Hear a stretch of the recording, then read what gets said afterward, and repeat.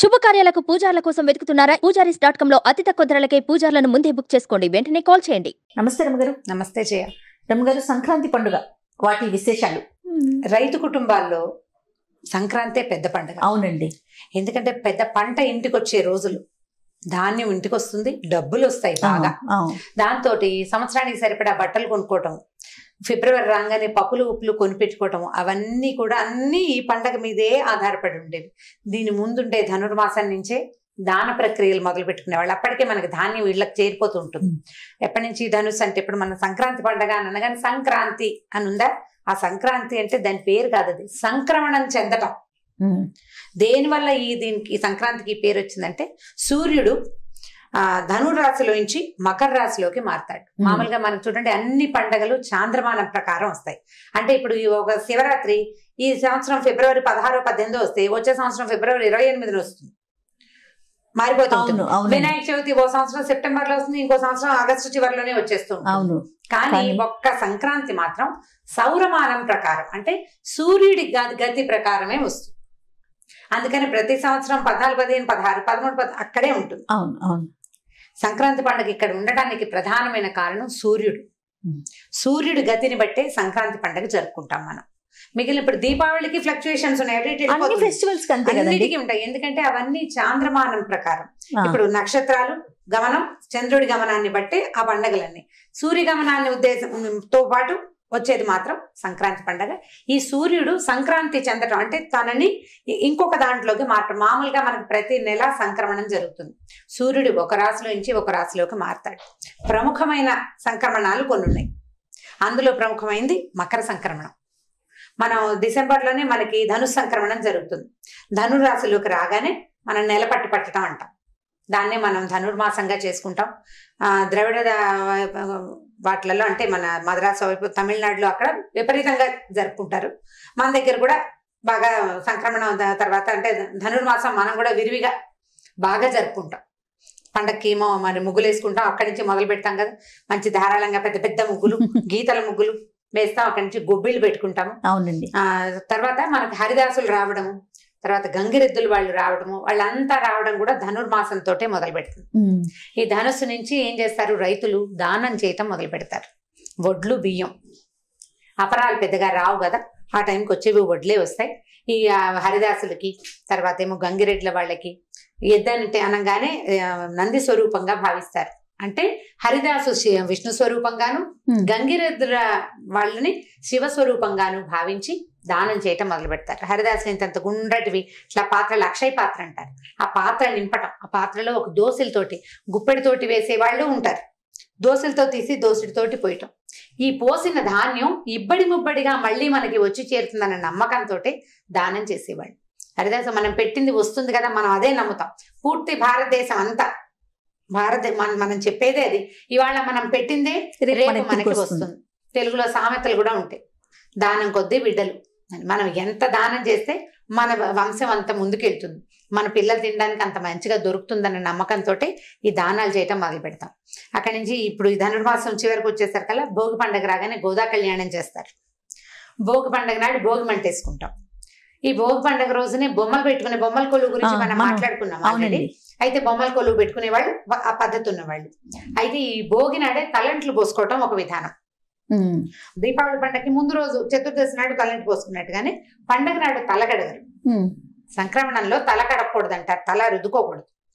ముందు రోజే తల రుద్దుకోవాలన్నమాట. భోగి నాడు బాగా తెల్లవారుజామున 3:30, 3:30 కల్లా నిద్ర లేచేసి, ఇది వరకు మరి ఇప్పట్లుగా ఇప్పుడు భోగి మంటలు వేస్తూనే ఉన్నారనుకో. ఊరు వెళ్ళి చాలా కాలం అయింది, నేను వెళ్ళి 4-5 ఏళ్ళు అయింది. భోగి మంటలకి పోటీలు పెట్టుకునేవాళ్ళు మా చిన్నప్పుడు. ఎవరిది పెద్ద భోగి మంట, ఎవరిది పెద్ద ముగ్గుల పోటీలు ఎలాగో ఉండేవి. ఈ భోగి నాడు ఏంటంటే, భోగికి మనం మంట పెట్టుకుంటాం కదా, ఈ మంట దేనికి గుర్తంటే రాబోయే వేడి కాలానికి గుర్తు. ఇక నుంచి రాబోయేదంతా వెచ్చటి రోజులు అని.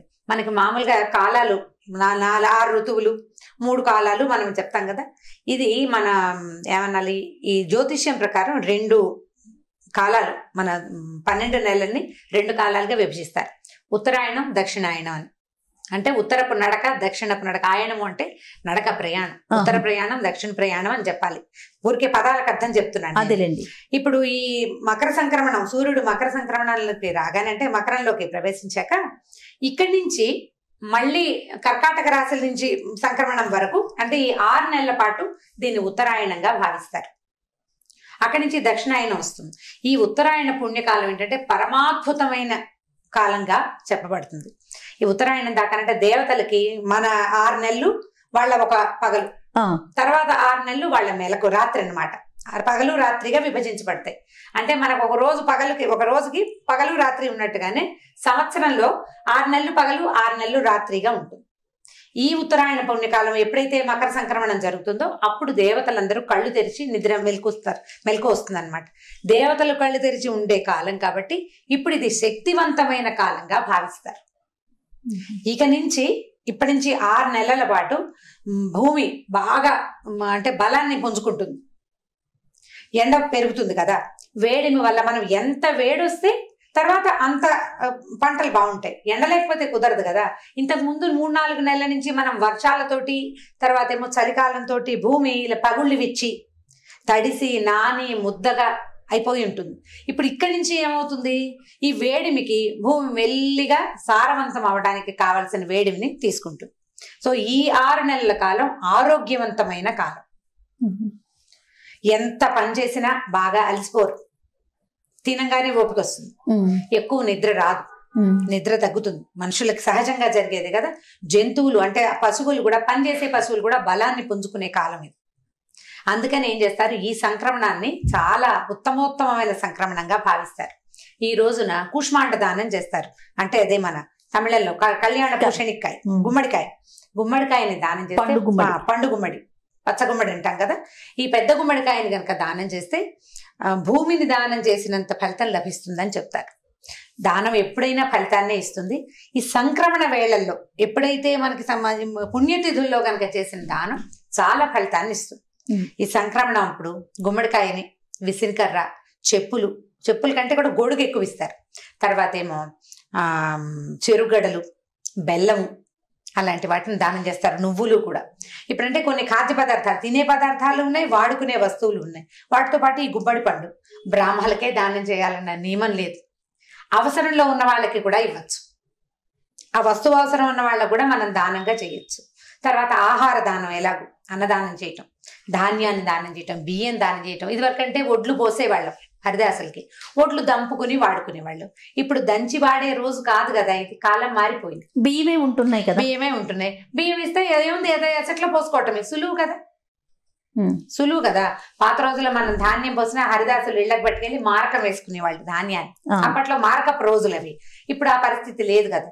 బియ్యం పోస్తే ఒకవేళ హరిదాస్ అంటూ వస్తే, మన ఊళ్ళలో హరిదాసులు రారు, మనకి బియ్యం దానం చేసే అవకాశం లేదు. మనం అన్నదానం చేసుకోవచ్చు. అన్నదానం అంటే ఇప్పుడు ఎవరికైనా పెట్టినప్పుడు, నేను నీకు తెచ్చిపెట్టాను అనుకో పులిహార, అది కూడా దానం కిందే వస్తుంది. చెడ్డ మాట కాదు. ఇప్పుడు నేను ఈ పులిహార తెచ్చితే ఇది దానంగా భావించి నువ్వు చిన్నబోచుకోవాల్సిన పని కూడా లేదు. సింపుల్ గా ఈ సంవత్సరం నేను నా ఫ్రెండ్స్ అందరికి భోజనం పెడతాను, అందరికి భోజనానికి మా ఇంటికి రండి అని నేను పిలిచాను అనుకో, అది కూడా దానం కిందకే వస్తుంది. అన్నదాత సుఖీభవ అంటారు. దానం పుచ్చుకోవటము, ఇవ్వటం గొప్ప కాదు, పుచ్చుకోవటం తక్కువ కాదు, రెండు మంచివే. ఇవ్వగలగటం గొప్ప సంగతే, పుచ్చుకోగలగటం కూడా గొప్ప సంగతే. ఈ రోజుల్లో మంచి పద్ధతి. అయితే తర్పణాలు విడిచే పద్ధతి ఒకటి ఉంటుంది పెద్దలకి పెట్టుకోవడం. అంటే తర్పణమే, నువ్వులు పట్టుకుని తర్పణమే విడిచే పద్ధతి ఉన్న వాళ్ళు అదే చేసుకుంటారు. అలా కాకుండా మిగిలిన వాళ్ళు, అంటే ఈ తర్పణాలు విడిచే పద్ధతి అవగాహన లేని వాళ్ళు పెద్దలకి పెట్టుకుంటామని, పెద్దవాళ్ళకి అంటే ఇంట్లో ముందు మరణించిన తాత తండ్రుల కోసం చక్కగా అన్ని పదార్థాలు వండి పెట్టుకుని వాటిని ఎవరికైనా బట్టలు పెడతారు. పెద్దలకు పెట్టుకోవడం అనేది ఒక పద్ధతి ఉంటుంది కదా, తాతలకి వాళ్ళకి పెడతారు. ఈ పెద్దలకు పెట్టుకోవడం దాదాపుగా ఆంధ్రదేశంలో అన్ని పక్కలా చేస్తారు, అన్ని చోట్ల జరుగుతుంది. ఈ ఊరు ఆ ఊరు అని ఏం లేదు. విధానాలలో కొంచెం చిన్న చిన్న మార్పులు. 2 ఆకులు వేసి పెట్టేవాళ్ళు, కొంతమంది ఒకే ఆకులు అన్ని పదార్థాలు పెట్టేవాళ్ళు, సాకలికే ఇవ్వాలన్న నియమం ఉన్నవాళ్ళు, లేకపోతే చిన్న పిల్లలకి పెట్టాలన్న నియమం ఉన్నవాళ్ళు, ఇళ్లలో ఉండే పద్ధతులు, వాళ్ళ జాతుల్లో ఉండే పద్ధతులు, ఊళ్ళల్లో ఉండే పద్ధతుల ప్రకారం పెద్దలకు పెట్టుకోవచ్చు. ఇప్పుడు మనకు అలవాటు లేదు, మన పక్కింటి వాళ్ళు వెనక వాళ్ళు ఎవరో పెడుతున్నారు, మనకు కూడా మన తాత పేరుతోటో ఏదైనా చేయాలనిపిస్తుంది, లక్షణంగా చేసుకోవచ్చు, ఏం తప్పులేదు. అంటే మన ఇంట్లో లేనిది చేస్తే ఏదైనా అవుతుందా అని ప్రశ్నలు వస్తుంటాయి. ఏం అవ్వదు, మంచికి ఎప్పుడు మంచే కదా, మంచే కదా, మంచి విషయం, ఏం పర్వాలేదు. చక్కగా తాత పేరుతోటో నాన్న పేరుతోటో దేవాలయంలో అర్చకులకి ఇవ్వచ్చు, లేదా ఎవరైనా పేదసాదులకి ఇవ్వచ్చు, ఏదైనా ఓల్డ్ ఏజ్ హోమ్స్ లో ఇవ్వచ్చు, లేకపోతే మన ఆర్ఫనేజెస్ లో భోజన ఖాద్య పదార్థాలు మీకు బాగా ఓపుకుంటే చక్కగా చేత్తో చేయగలిగిందన్ని వస్తువులు చేసి పట్టుకెళ్ళిస్తే ఇంకా తృప్తిగా సంతోషంగా ఉంటుంది. తినేవాళ్ళు కూడా హోమ్ ఫుడ్ తినడం వల్ల వాళ్ళకి ఆరోగ్యాలు కూడా పాడవకుండా ఉంటాయి.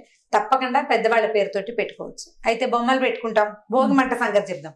భోగి మంటకి ఈ మంటలు వేసేటప్పుడు ఇది వరకు ఏం చేసేవాళ్ళు అంటే వాకిళ్లలో పెద్ద పేడకళ్ళ అబ్జాలటాలు అవన్నీ సహజంగా జరిగిపోతుంటాయి, ముగ్గేస్తారు. చీకటి పడ్డాక ముగ్గు వేసి తెల్లవారుజామున 3-3:30కి భోగి మంట వెలిగించేవాళ్ళం. మొదట కొన్ని ఇవి పెట్టి కర్పూరం వేసి వెలిగిస్తారు, పిడకలు పెట్టి. ఈ వెలిగించిన తర్వాత ముందు ధనుర్మాసం అంతా మనం పెట్టుకున్న గొబ్బిళ్ల తాలూకు పిడకలు ఉంటాయి కదా, కొన్ని పిడకల్ని తాడుతోటి గుచ్చి ఇక్కడ వేస్తారు, ఇందులో వేస్తారు. ఆ కొట్టేటప్పుడు కూడా పిడక కొడతామా, దానికి ఒక చిల్లు పెట్టేవాళ్ళం చిన్నప్పుడు. పిడకకి గోడ మీద ఒక చిల్లు పెట్టేవాళ్ళం, గారెకి పెట్టినట్టు దండ గుచ్చడానికి అన్నమాట. అవునండి, దండలు గుచ్చి వేస్తారు. తర్వాత ఇళ్లలో అక్కడ పాత చీపుర్లు, చిరిగిపోయిన చాటలు, చెక్క సామాన్లు, పాతవి వస్తువుల్ని ఈ నిప్పులో పడేసేసేవాళ్ళు. ఈ పడేయటం వల్ల ఏమిటంటే దరిద్రాన్ని బయటికి పారదోలుతున్నట్టుగా. కొన్ని చోట్ల చాటలు పడేస్తారు, కొత్త చాట మళ్ళీ కొనుక్కుంటారు. కనుమ పండుగ వెళ్ళాక చాటలు కొనుక్కుంటారు అనమాట, చేయించుకుంటారు. ఊళ్ళలో అల్లించుకునే వాళ్ళు. పాతకాలంలో సంగతులు, ఇప్పుడు చాటలు ఉన్నాయా? అన్నిటికీ ప్లాస్టిక్కే కదా మనం. అదే పద్ధతి. అయితే ఈ భోగి మంట వేయటం తెల్లవారుజామున 3:30కి 4ంటికంటే మంచి చలి. ఇక్కడ మనకు కొంచెం మంచు తక్కువగా ఉంటుంది హైదరాబాద్ వైపు. ఇక కొంచెం ఊళ్ళ వైపు బ్రహ్మాండమైన పొగ మంచు, ఆ మంచులో ముసుగులు కప్పుకుని ఈ భోగి మంట చుట్టూతా చుంటుంటారు. అయితే మేము స్నానాలు చేసేవాళ్ళం కాదు. భోగి మంట దగ్గర కూర్చుని ఇంటికి వచ్చాక అప్పుడు నూనెలు పెట్టి తలంట్లు పోసుకునేవాళ్ళం. నాకు ఉత్తరాంధ్ర వైపు కొంతమంది తెలుసు. ఈ కుటుంబాల వాళ్ళందరూ ముందు స్నానం చేశాకే భోగి మంట దగ్గరికి వెళ్తారు.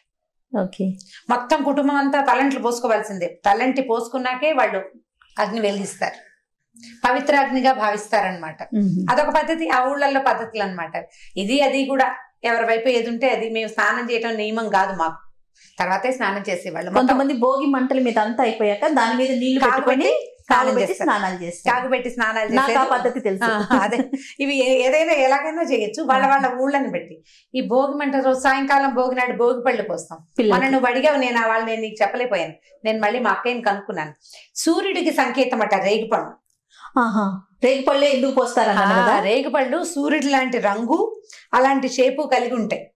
అందుకని ఆ పళ్ళని దిష్టి తీయటానికి పోవడం కోసం పోస్తారట. అండ్ రెండోది ఏం చెప్తారంటే, ముందొచ్చిన కాలం అంతా అనారోగ్యపు కాలం. శీతాకాలం, వర్షాకాలము, శీతాకాలం, మార్గశిర మాసము మృత్యుమాసంగా చెప్తారు. చాలా అనారోగ్యాలు అవి వస్తాయి. ఒకవేళ వస్తే సడన్ గా ఏదైనా అవ్వచ్చు కూడా. దాన్ని దాటి వచ్చిన పసిపిల్లలకి, ప్రమాదకరమైన అనారోగ్యపు రోజుల్ని దాటొచ్చిన పిల్లలకి ఆ పీడ పోవటం కోసం ఇలాగ రూపాయి కాసులతోటి ఆ గల్లుమని శబ్దం వచ్చేసరికి వాళ్ళ మీద నుంచి ఆ ఇది వెళ్ళిపోయినట్టు ఫీల్ అవుతారు. అందుకని పోస్తారు, భోగి పళ్ళు పోస్తారు. బాగుంది కదా, ఆరోగ్యం అంటే దిష్టి తీస్తాం కదా అంతే. వచ్చిన పెద్దవాళ్ళందరితోటి వేయిస్తారు. అక్షింతలు వేయరు భోగినాడు. ఈ భోగిదే రేపళ్ళు, బంతి పువ్వులు, చెరుకులు, చిల్లర పైసలు అవన్నీ కలిపి. ఇది వరకు రాగి డబ్బులు వేసేవాళ్ళు, ఇప్పుడు రాగి డబ్బులు లేవుగా, మనం మామూలు నాణ్యాలే వేసేసుకుంటున్నాము. అవి వేయటం దానివల్ల పీడ పోతుందని భావిస్తారు. ఇది అక్కడి నుంచి బొమ్మలు పెట్టుకుంటారు. సంక్రమణం రోజున దానాలు చేయటం, చక్కగా వండుకుని తింటాం శుభ్రంగా. ఆరోగ్యవంతమైన ఆహారాన్ని బయట నుంచి తెచ్చుకోకుండా, బయటని కొనకుండా ఒక రోజైనా, అంటే పచ్చి పదార్థాన్ని కొనుక్కోవాల్సిందే, మనకి ఇంకో వేరే దారి లేదు. ఉడికిన పదార్థాలు కనీసం కొనుక్కోకుండా అరిసెలు చేసుకోవటం పండగ రోజున. మన ఓపిక మనకు రాదనుకో, మన దగ్గర ఇక్కడ దొరకట్లేదు జయ, తమిళనాడు వైపు అరిసెల పిండి దొరికేస్తుంది స్వీట్ షాప్స్ లో. పిండి తెచ్చుకోవడం, ఏం చక్క అరిసెలు నూనెలో వేసుకుని కాల్చుకోవడం, అది కూడా బాగానే ఉంది కదా. మన దగ్గర కూడా ఎక్కడైనా దొరుకుతుందేమో అని చూస్తుంటాం. ఈ పాకం చేయటం ఒక ప్రతిభ. అరిసెల పాకం కొంచెం కష్టసాధ్యమైంది, చేతొచ్చిన వాళ్ళు ఉండాలి. వాళ్ళని అన్ని ఇల్లు తిప్పుతారండి. ఒక చేతొచ్చిన అమ్మనే ఊరంతా తిరుగుతూ ఉంటుంది అనమాట. మా ఇళ్లలో కొంచెం ఘనపాఠీలు బాగానే ఉన్నారు, మాకు వేరే వాళ్ళు అవసరం లేదు, మా వాళ్లే సరిపోతుండేవాళ్ళు, చేసేసుకునేవాళ్ళు. నాకు అరిసెలు బొత్తడం కాల్చడమే వచ్చు, కానీ సీరియస్లీ అరిసెల పాక నువ్వు చెప్పు అన్నావా గోవిందే నాకు రాదు. నేను చెయ్యాలి అంటే వెంటనే ఫోన్ చేయాలి, 2 ఫోన్లు చేసి 2-3 2-3 అక్షంతలు వేయించుకుని ఇంకా ఎప్పటికి నేర్చుకుంటావు లాంటివి అనిపించుకుంటే అప్పుడు అరిసెలు అవుతాయి. ఎప్పటికీ రాదు. అది ఏమనాలంటే ఒక ప్రతిభ అనమాట. అరిసెల పాకం దొరికితే మనకు కూడా చక్కగా హైదరాబాద్ లో ఎక్కడైనా కనిపెట్టండి, చక్కగా అరిసెల పాకం తెచ్చుకోవటం. నేను చక్కగా ఒత్తుకుని అమ్మ చేస్తారు, రమ్మగారు బాగా చేస్తారు. అమ్మాయి అన్ని అందరికి వెళ్ళి చేసి పెట్టించేది. సో అరిసెలు. దీని తర్వాత 3వ రోజు కనుమ నాడు మన రథం ముగ్గేసుకుంటాం. అవునండి, రథం వెళ్ళిపోతున్నట్టుగా. ఈ రథం ముగ్గు మన తాలూకు తాడు పక్కింటి తాడుని లాకి అంటించాలి. అట్లా ఈ పక్కింటి రథానికి అంటిస్తాం. ఆ రథపు తాడు అవతల ఇంటి వైపుకి. అంటే ఇలా కలిసికట్టుగానే మనం ముందుకు సాగాలని మనకి సంకేతం. అది సంకేతం. అక్కడి నుంచి కనుమ నాడు గారెలు వండుకోవాలంటారు, మినుము తినాలంటారు కదా. కనుమ నాడు మినుము తినాలంటారు. ఏమి లేదు, ముందంతా మనం ఇందాక చెప్పిన కదే అనారోగ్యపు మాసాలు దాటొచ్చాం. ఇక నుంచి బలవర్ధక ఆహారం తినవలసిన రోజు. తేలిగ్గా వేడివేడిగా అంత చారణం తిని పడుకుంటే కుదరదు. నువ్వు బలవర్ధకమైన ఆహారం తినాలి. నాన్ వెజిటేరియన్ తినేవాళ్ళు ఎలాగో మాంసాలు అవి తింటారు. కనుమని పశువుల పండుగగా భావిస్తారు. ఇప్పుడు ముందు సేద్యానికి చాలా కష్టపడిన ఎడ్లకి ఆ రోజు శుభ్రంగా స్నానాలు చేయించి పసుపు బొట్టు పెట్టి పూజ చేసి, నీ వల్లే నాయన మేము ఇదంతా ఇంత ధాన్యం ఇంటికి తెచ్చుకున్నామని పశువులని గౌరవించే రోజు. ఓకే. ఎడ్లకి పూజ చేస్తారు. ఓకే. ఎడ్ల బళ్ళు కట్టుకుని తీసుకెళ్తారు. వాటిని పూజించి బాగా చక్కగా గారెలు అవి చేసి పెడతారు. మినపప్పు నానబెట్టి మినువులు అవి తినిపిస్తారు గొడ్లకి కూడా. తర్వాత ఏమో ఈ కనుమ నాడు ఇంకొకటి ఏం చెప్తారంటే, కనుమ నాడు కాకు కూడా కదలదంటారు. కనుమ నాడు ప్రయాణం చేయకూడదని ఒక లెక్క. ఇప్పుడు మనం పండగకి వెళ్ళామనుకో, బయలుదేరితే సంక్రాంతి పండుగ నాటి రాత్రే బయలుదేరేయాలి. కనుమ నాడు బయలుదేరకూడదు, ప్రమాదాలు ఎదురవుతాయని ఒక నమ్మిక. అలా చెప్పేవాళ్ళు ఊళ్ళలో. ఇప్పుడు ఏముంది, మన ఫ్లైట్ టికెట్ అప్పుడే కుదిరింది, ఇక తప్పదు కదా. అందుకని ఏం చేసేవాళ్ళం, నిర్గమనం పెట్టుకునేవాళ్ళం. పక్క వాళ్ళ ఇంట్లో పెడతాం అనమాట, మన బ్యాంకు పట్టుకెళ్ళి. అప్పుడు మన కనుమ పురుషుడు మన ఏమి చేయడం, ఏదో అది నిర్గమనం పెట్టుకోవడం ఉంటుంది కదా. రకరకాల మార్గాల్లో అదొక మార్గం. అయితే కనుమ నాడు మనం మినుము తింటాం, బలవర్ధక ఆహారం తినడం కోసం. 4వ రోజు నుంచి ముక్కనుమ నాడు సంగతి పెద్దగా ఏముండదు, కనుము ముక్కనుము అంటారు. దాని తర్వాత రోజు దాని మీదకి ఏముంటుంది, బొమ్మలు పెట్టిన వాళ్ళు ముక్కనుమ నాడు బొమ్మలు తీసేయటం. బొమ్మలు పెట్టుకుంటే గనక కొలువు పెట్టుకునే ఆ పద్ధతి ఉంటుంది కదా. ఈ గొడ్లని ముక్కనుమ నాడు తప్పకుండా వీటికి కడతారనమాట, నాగలికి కడతారు. ముందు రోజు పూజ చేశారు కదా, ఏం పనేమి లేకపోయినా సరే నాగలి కట్టి ఒక రౌండ్ ఊరికి అట్లా తిప్పి మళ్ళీ తీసుకొచ్చి లోపల పెట్టుకుంటారు అనమాట. లోపల కట్టేస్తారు.